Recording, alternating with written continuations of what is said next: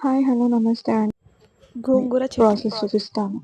ఒక కుక్కర్ తీసుకొని గోగాకు ఒక కట్ట గోగాకు కట్ట వేసుకొని మిరపకాయలు కూడా తగినన్ని వేసుకొని, వంకాయలు కూడా ఒక 3 వేసుకొని ఒక 2 విజిల్స్ వచ్చాక పెట్టుకోవాలి. తర్వాత స్టవ్ మీద ఒక బాణీ పెట్టుకొని 1 కప్ శనగిత్తనాలు వేసుకొని ఫ్రై చేసుకోవాలి. గోల్డెన్ బ్రౌన్ కలర్ వచ్చాక 2 పోయినప్పుడు ఆఫ్ చేసేసుకోవాలి. స్లో ఫ్లేమ్‌లో పెట్టుకొని ఫ్రై చేసుకోవాలి. చల్లార్చుకున్నాక అంతా పొట్టు తీసేసుకోవాలి. తర్వాత రోల్ అంతా క్లీన్ చేసుకొని 1 కప్ శనగిత్తనాలు వేసుకొని బాగా నూరుకోవాలి నున్నగా. ఫస్ట్ ఇవి నున్నగా అయితే తర్వాత మిగతావన్నీ వేసుకోవచ్చు.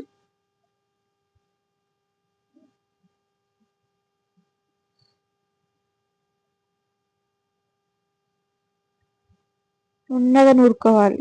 కొంచెం ఆయిల్ బయటకు వస్తుంది శనగిత్తనాల నుంచి. కలుపుకుంటూ నూరుకుంటూ ఉండాలి. ఈక్వల్‌గా నలగాలి కాబట్టి. ఉంటలాగా వచ్చాక అప్పుడు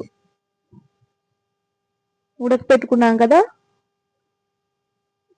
ఇవి వంకాయలు, గోగాకు అన్నీ ఒక్కొక్కటి వేసుకోవాలి. ఫస్ట్ మిరపకాయలు వేసుకోవాలి.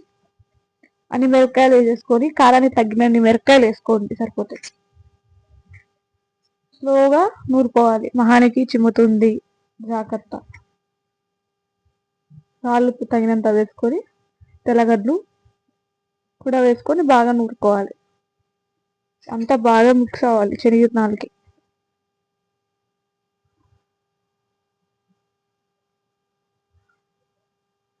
ఇది బాగా నున్నగా అవ్వాలి. నున్నగా అయ్యాక వాటర్ అంతా సపరేట్ చేసుకొని గోగాకు కూడా వేసేసుకోవాలి. గోగాకు కూడా బాగా కలుసుకోవాలి. అంతగా నున్నగా నూరుకోవాలి.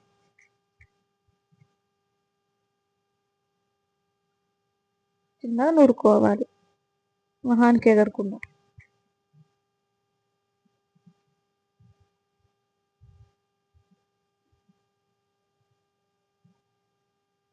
వంకాయలు కూడా చూసుకొని వేసుకోవాలి. ఉడకపెట్టుకునేటివి ఒక 2 ఆర్ 3 సరిపోతాయి.